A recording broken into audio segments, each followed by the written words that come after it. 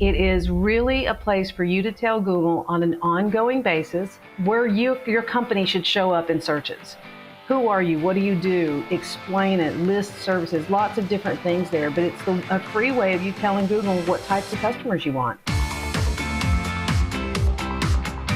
Welcome to the Thought Leader Revolution with Nikki Ballou. Join the revolution. There's never been a better time in history to speak your truth, find your freedom, and make your fortune. Each week, we interview the world's top thought leaders and learn the secrets of how they built a 6 to 7 figure practice.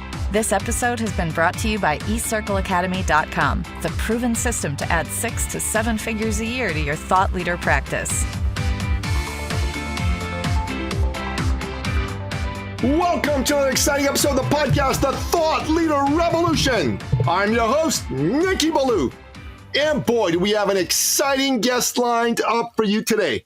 Today's guest is one of the leading thought leaders when it comes to creating and leveraging the power of Google reviews.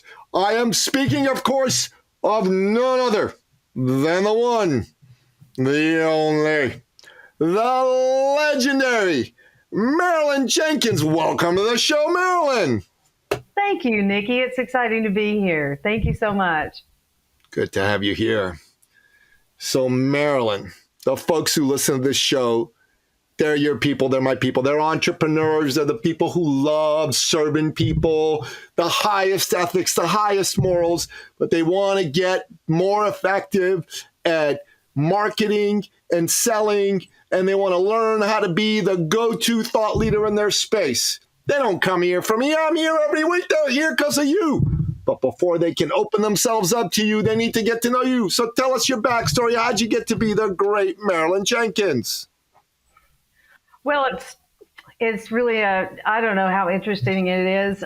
In the very early 2000s, I had the ability to exit a company, and I took a bit of a sabbatical. And while on sabbatical, I knew a lot of local business people, and through golf and that kind of thing, had conversations about what we did. And it was, like I said, early 2000s. A lot of people knew about websites but didn't know what to do. They wanted to know how to work in their local business, get business locally. So I started helping them with websites. And that was really fun. We did that. I enjoyed helping with the design and the actual build of it, getting their message across and helping them get business that way. And it just kind of steamrolled into, well, what else can you do for me?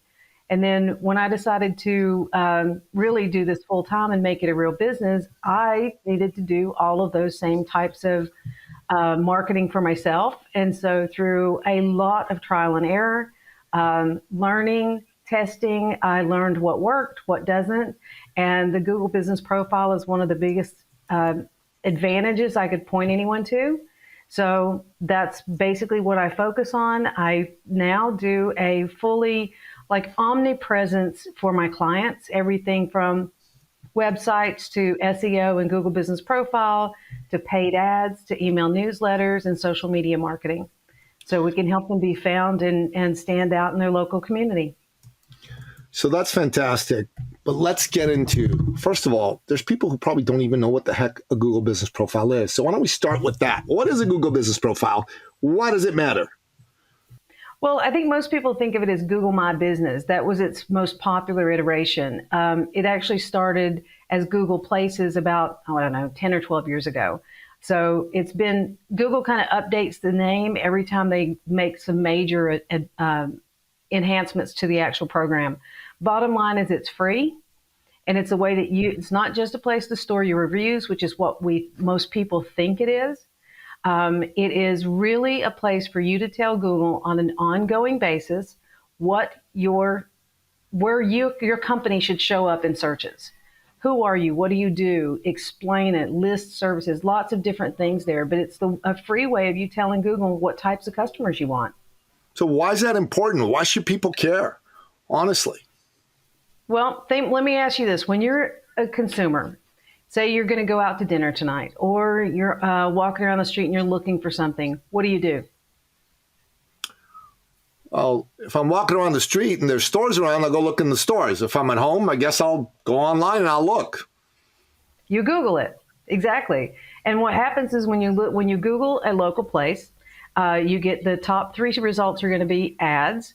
The next part has a big map on it that's very colorful and has 3 listings.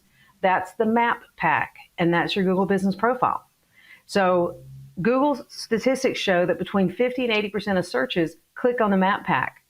So if you've done a good job filling out your Google Business Profile and you keep it up to date with engagement, because Google is a search engine that loves to give rewards to people who are engaged and care about the user experience, you will be in that map pack. So you will be potentially 50 to 80% of the searches, clicks of those searches. Okay, that sounds pretty good. So let's talk about me. I have a business. I coach mostly other coaches and consultants and speakers and authors around how to become the go-to authority in their space, how to go on podcasts and get booked on podcasts and get paid from those bookings, and then also how to be more effective in having powerful sales conversations that convert. So that's me. That's what I do. So if I were starting from scratch, what would I need to pay attention to? As a technically non-local business, I would say you still want to Google your business name. And if a Google Business Profile shows up, you want to claim it. If it doesn't show up, you can simply go to Google My Business or Google Business Profile, and on Google, just Google it, and you can create one. Now, for you specifically, your local address is not as important, so you can choose to have your address not shown. Okay, that if you are a local business, that's going to detract from how many searches you get. But as a remote worker, it's not that important because I'm not in your local area, but I might want what you provide. So it's helpful to still fill it out to give Google the information for you. And then it also filters down to your website. So they're going to obviously spider your website as well. By connecting those 2 together, it's going to help you. Okay, so I do that. I set up my profile. What's the next thing someone like me needs to pay attention to make the profile more robust, more engageable, and searchable? So you want to make sure that you use your actual company name as the name. Don't add extra keywords or cities or any of that kind of stuff to it. You want to fill out your address and phone number and make sure it's exactly the same everywhere on the web as it is on your web page, your Google Business Profile. And then your categories are huge. So it used to be we only had 3 categories to choose from. They're pre-selected, so you just choose the one that's best. And now there's 7. So, and they will continue to change that. So look and see if anything has changed, but choose every category that you should be found in. So that's your first thing. You want to make sure your hours of operations are correct. If you're 24/7 because you work remotely, then that's fine. And you want to make sure that you have questions and answers. Every business has, customers have the exact same question. We call them FAQs. So there's a question and answer section. Use that. Ask those questions so that you're feeding information to the potential new customers coming up. And then, of course, with every review, good or bad, you want to reply to it. You're showing Google that you care about the customer experience. Okay, that makes sense.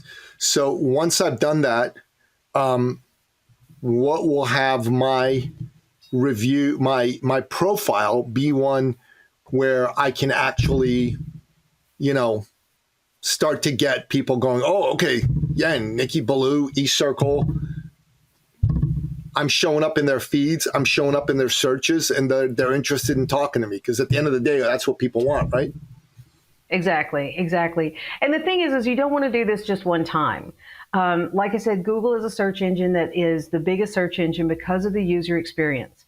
So what you want to do is make sure that you go in every week and update something on your profile. This is extremely important for a local business that has walk-in traffic, that you update. You've got photos, you've got videos, and anyone that's remote needs to do the same thing. But it's super important for local businesses. And also your hours of operation. I mentioned that. If we're in a holiday period where maybe your hours are a little bit different, you need to keep those updated because Google now is showing a little highlight above Google Business Profiles that shows last updated on. So if we're in the middle of a holiday period, Like in the U.S., we just had, the 4th of July. Some people take Thursday and Friday, different things like that. If someone's looking for your business and you haven't updated your hours and they go to you, it's going to give a bad taste in their mouth. But the worst part is if they search for something and you show up and your competition shows up, your hours have not been updated, but theirs have, perhaps they'll go to them. So you want to make sure that your information is consistent. And, you can always adding photos and videos is a great way of doing it. Encourage your customers to leave photos and videos if that's appropriate for your business, on the reviews, that is. And there's a section for products and services. So for you would want to fill out the services and be very keyword specific about what you offer so that you're still giving Google even more information of what you do and what searches you should come up for. So if I've got all these 1-minute clips from my podcast, is that a good thing to put in there? Absolutely. And especially if you put captions on them. Yeah. Okay. All right. That's good. This is really helpful. Okay. So if someone wants to learn more about how to do this, Marilyn, what would you suggest? Well, it's easy. Give me a call. But the other thing is I wrote a book. Like I said, I work with clients. I do the full service marketing. We have packages for any level of customer, any size of business. But I have quite a few people that wanted to work with me that just aren't quite in the position of outsourcing their marketing. So I put together a book called the Google Business Profile Training Guide, and it walks you through step by step, claiming it, verifying it, and then optimizing it to dominate your local searches. It's a quick read. It's about 102 pages. Lots of screenshots to walk you through everything you need to know. And it's the easiest way to have this taken care of. And, other than that, obviously we take care of that for our clients. And it's like years ago, we used to throw around the term SEO, and people didn't like it because it was really kind of a woo-woo term when it comes to digital. With Google Business Profile, you can see a turnaround and improvement very, very quickly. And I've got a couple of quick stories for you if you got time for that. Yeah, rock and roll. Cool. So, dog grooming studio. For some reason, walk-in traffic stopped on Tuesdays. And the client was like, I don't know what's going on. So we have to dig in around. And someone, maybe one of their managers of the Google Business Profile, someone changed it and put their day that they were closed as Tuesday instead of Sunday. As soon as we changed and corrected their hours, business picked up on Tuesday. Something as simple as that. I had an attorney office out of Florida that had noticed that her phones just weren't ringing like they used to. So we got to dig in a little bit deeper, made some updates, corrected some things on her Google Business Profile, and literally within 6 weeks, she calculated using the insights on their Google Business Profile, a 42% increase in phone calls. Damn. So how much would it affect your bottom line if you got 42% more phone calls to do business with you? I tell you what, if we were able to generate inbound calls from Google, that would be spectacular. There's a lot that I do to generate business and calls, and I go on podcasts. That's super effective. I go on stages. All that's important. But I have a client. He is a tax accountant, and this fellow gets 3 to 8 calls a week from real buyers, real prospects. And he's incredible at converting those people. His business continues to grow, and his Google Business Profile is a massive part of his success strategy. And I imagine so. Yeah. When you and I met, when I was a guest on your podcast and you shared with me your book and what you do, I thought, I got to have this lady on. What she does is fantastic. People are going to need what she does to be out there in front of them, because if they are able to utilize this inside their business is going to grow. So I'm really grateful that you came. So what's the best way for people to actually get a hold of you or buy your book? You can reach me on LinkedIn under Marilyn Jenkins. If you want to check out the book, it's also available as an audiobook. If you're like me and you listen to audiobooks and podcasts when you're walking, you can go to maximizeyourgbp.com. So that's maximizeyourgbp.com, like Google Business Profile. MaximizeYourGBP.com. So listener, Marilyn Jenkins is the real deal. This lady knows what she's doing when it comes to Google Business Profiles and utilizing those to get business.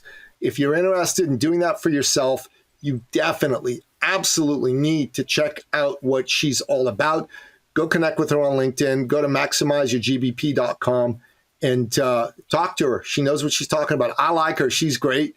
And I highly, highly recommend her. Marilyn, God bless you. Thanks for coming on the show. So we end off every show by asking our guest expert, you, for your top 3 expert action steps. These are your 3 best pieces of business advice in bullet point form. What say you? Take action. Take action. That would be number 1. Execution is the biggest thing that people miss out on. If you are a local business that depends on local traffic, get your Google Business Profile or your competition can claim it and change the phone number to theirs. Get a plan, make it part of your process to get a review after every single business deal closes. And even like restaurants put it in their receipt pack or the bill. They have QR codes in there.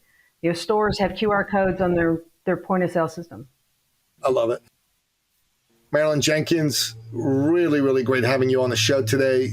This was a fantastic interview. It's one of what we call our thought leader nuggets, which is like just a nugget of gold. So it's an interview that's under 20 minutes, and I think people are going to love it.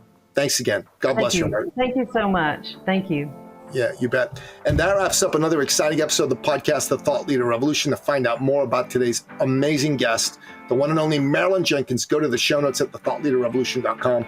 Make sure you go find her on LinkedIn and go to her website, MaximizeGBP.com, and take advantage of what she's talking about. This is a way that can work to get you business now. Until next time, goodbye. This episode has been brought to you by eCircleAcademy.com, the proven system to add 6 to 7 figures a year to your thought leader practice.